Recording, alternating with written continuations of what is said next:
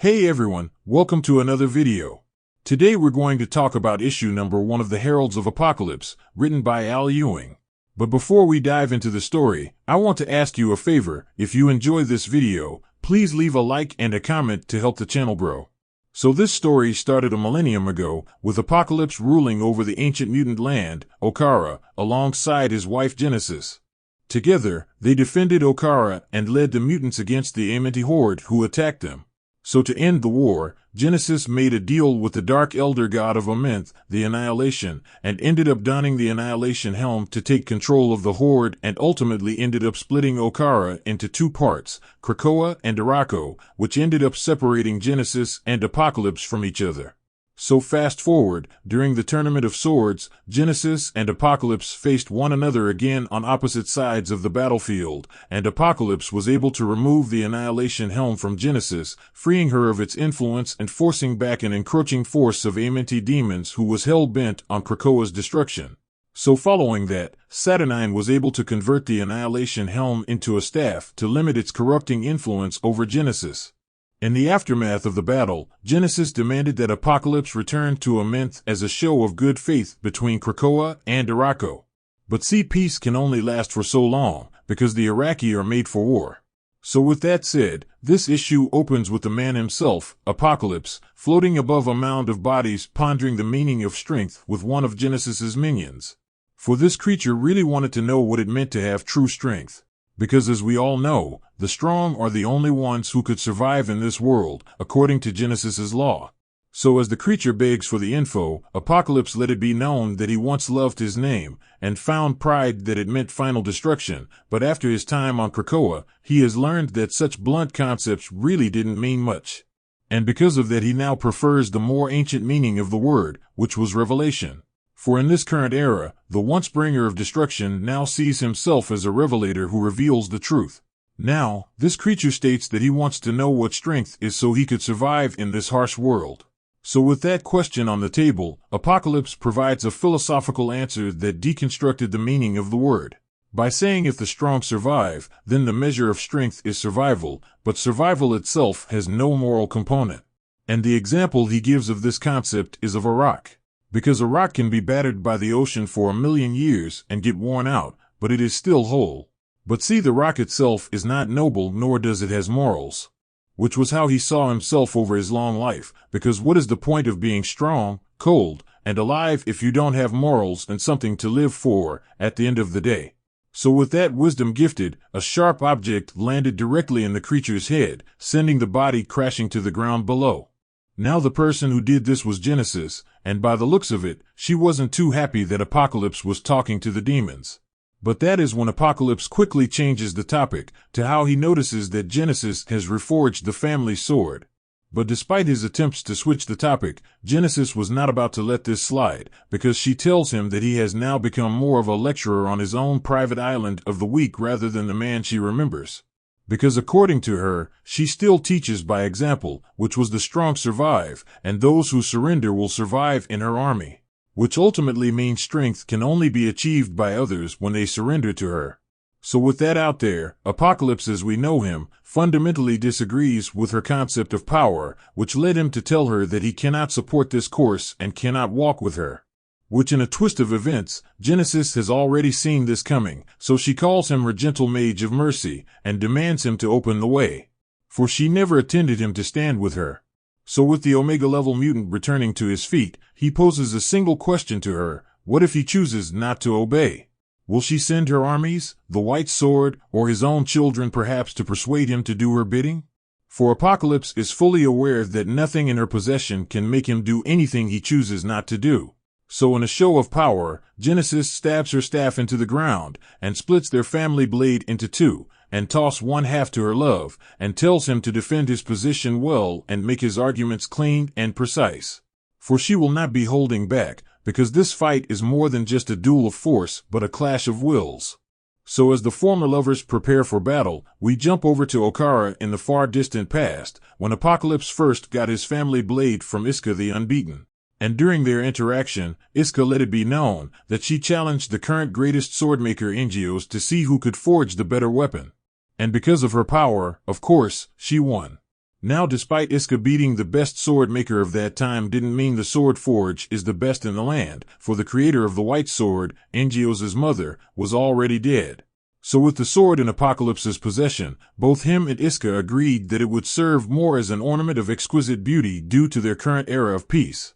Which was something Genesis did not agree with at all, for in her words, peace is not the natural condition for them, for she sees herself, Apocalypse, Iska, and every living mutant on Okara as living weapons. And all weapons were made for the battles to come. So with that insight into Genesis' philosophy, Apocalypse replied with, what if the battle never comes? Can the sword then become something more? So with the question lingering in the air, Iska interrupts the two conversations and asks for their child's name, for that would decide the name of the blade as well. So in Genesis fashion, she names her child Death and continues to name the rest of them Famine, War, and Pestilence. So with the kids named, we see Apocalypse and his family living his ideal dream, for the mutants of Okara are living in a mutant's paradise like he always wanted. So in their own Garden of Eden, Genesis asks him if he likes her names for the kids. Which he replies, he does like their names very much too, but for the opposite reason. Because he came from a land where pain is harnessed to build great monuments to deny fate. And as for his children, they are monuments built from his love, not pain. For each is named for a concept lost to the past. For they feed the land and the land feeds them, so there is no famine. And their healers love and play among the people, so there is no pestilence.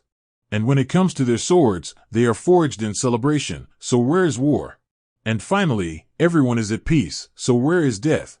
Now, despite Apocalypse pointing out their current era of peace, Genesis reminds him that those concepts are not something to be forgotten in the past, but rather something awaiting in the future. Because Genesis tells her love that she had a dream of a sword, one not made for bright days, but instead designed to herald the night. For she foreseen the blade splitting their paradise into two and opening the door to annihilation. And so she named their children not to be in denial of the past, but instead in recognition of what they must face and overcome and then ultimately become. For they must be strong enough to survive, because only the strong survive, which was something Apocalypse agreed with, but he also made it clear that the strong also must rest, because even surviving must have an ending. So with that being said, we skip briefly back to the couple's duel of wills, and when we get there, Genesis asks Apocalypse if he remembers how he screamed when the Twilight Sword cleaved the land into two. Because Genesis remembers the scream was not of fear nor pain, but rather a scream of despair and rage. Rage that paradise had been lost and despair that it will always be this way. And in a way, it felt like he was forcibly awoken from a beautiful dream. A dream of peace and a dream of safety. Because the sound she heard was the burning of his soul, and as a warrior, he took that raw flame in hand and gifted it to their enemies. And in this fight, they fought and held back the wave of enemies for days, months, and even years. And throughout the battles, many were lost, which included the White Sword's father, but those losses gave way to great victories, victories that brought their enemy, the Annihilation, to them begging to parley and make an offer. But see, this offer wasn't something that couldn't be simply given but rather earned. So at first, Apocalypse rose to face the challenge, but before he could do so, Genesis interrupts him and states that this battle is for her. So with the stage set, Apocalypse states, if he was to have blinked, then he would have missed Genesis's victory. And after that lightning-fast win, Apocalypse also recalls the Annihilation Helm making an offer to Genesis and Genesis alone, but what he didn't recall was the offer nor the answer Genesis gave. And Genesis replies with the answer might have broken him, and during that time in their life, she needed him whole. But perhaps now, it's time for her to let him in on her secret. And her secret was that this war could have ended that day, for the Annihilation offered to seal the rift. And all she had to do was command it to do so with no strings attached. But given her thirst for victory and her hunger for war, she couldn't bring herself to take the easy way out. Because all she had to do was say the magic words and end it all. But something was plaguing her mind, one question she couldn't get around. And that was if the rift remained open, can she win? So with the truth out, Apocalypse stood in disbelief as the realization of peace was real and within their hands. But in a strange twist, Apocalypse was forced to face the fact that his love refused it. So because of that, the blood of the Okarans was wasted for absolutely nothing, which infuriated the Omega-level mutant, which caused him to spring blindly into battle. But sometimes jumping the gun leads to misjudgment, because Genesis took the opportunity to stab Apocalypse center mass. So with blood running down Apocalypse's chest, Genesis stated she turned it down because they were not made for peace, and Apocalypse was just insulting himself for pretending otherwise. Because they both are from Arakko, and in the Broken Land, they fight for what they want. And despite Apocalypse's willingness to find peace, he would have fought for what he believed in, he would have fought for their justice, he would have fought even if he knew he was going to lose, he would have fought even if he knew the cost. But see, Apocalypse doesn't believe his wife truly remembers what the cost was, for her actions led to many of their oldest friends' deaths.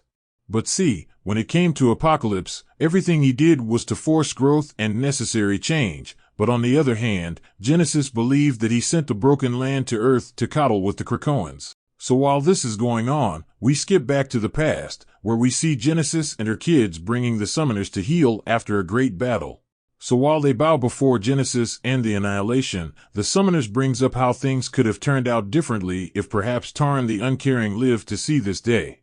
Now this news sent shockwaves through Genesis. Because the whole time, up to this point, Genesis and her kids believed that the Arakkis that was sent to Earth would have been took it over. But due to a lack of communication, they had no idea about what went down. So with this coming to light, the children of Apocalypse were not happy about this, because they thought they were one family again, but their father was still keeping some secrets. So with mistrust forming between them, Genesis asked Apocalypse if they would approve of what is transpiring in this Arakki world.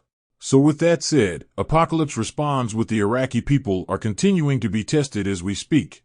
But just as he said that, Mariana Stern's astral spirit appears and states that he is lying, for the Arakki people aren't being tested, for they have already been tested and failed. And then she goes a step further in showing the events of Judgment Day. So with Uranos's transgressions laying bare, everyone got a clear look at the weakness the Arakkis showed. Quickly, Apocalypse tries to cover up this information by discrediting Mariana as a snake and a member of Orcus, but see, all that manages to do is further solidify Genesis's willingness to hear her out. So with the truth out, Genesis and her forces went on the warpath, carving their way through Amenth. And while she was doing that, she reforged their family swords and gathered their children. And once they were together with the summoners at their side, they moved on the White Sword forces and humbled him and made his 100 hers. So with her forces gathered, we skip back over to the two during their fight. And Genesis demands Apocalypse to open a gate to Arakko, but see, Apocalypse is no pushover. For he states, I am more than just a mage, I am a mutant who could control every atom within his body. And just like that, he grew 2 extra arms and pulled the blades out of his own body, for the true measure of strength in his philosophy is not the weapons you can summon, but the pain you can survive. So with Apocalypse roaring to life, Genesis braces for impact, but instead of attacking, he ends up tossing his blades onto the ground at her feet, just like in Otherworld, when he saved her life. Following Apocalypse's surrender, he lets Genesis know that mutant kind will not survive the fire to come without Arakko, and Arakko must thus be tested and tempered in the flame. And then he goes on to say that he has indeed prepared for her return. For out of his pocket he pulled out 3 seeds that contained over a millennium of mutant magic that can be used as an Okara gate.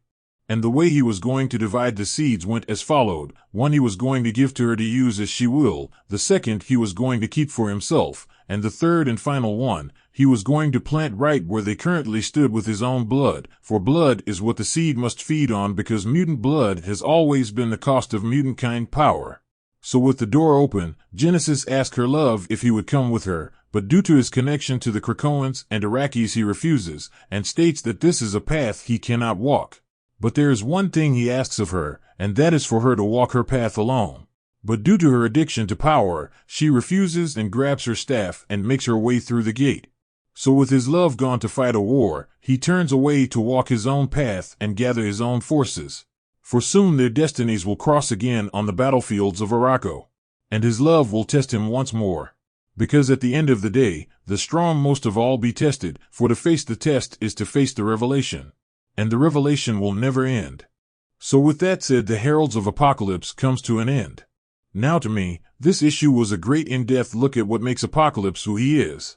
And it also gave us an okay recap of what happened since he went to live with Genesis and his family after the X of Swords event. And to be honest, I would actually like to see a mini 10-issue series elaborating on Apocalypse's past history fighting the forces of the Annihilation while living in Arakko. So down in the comment section below, let me know your thoughts about this issue and what predictions you could have moving forward. So with that established, I hope you enjoyed this video, and please don't forget to leave a like and a comment if you want to see more videos like this.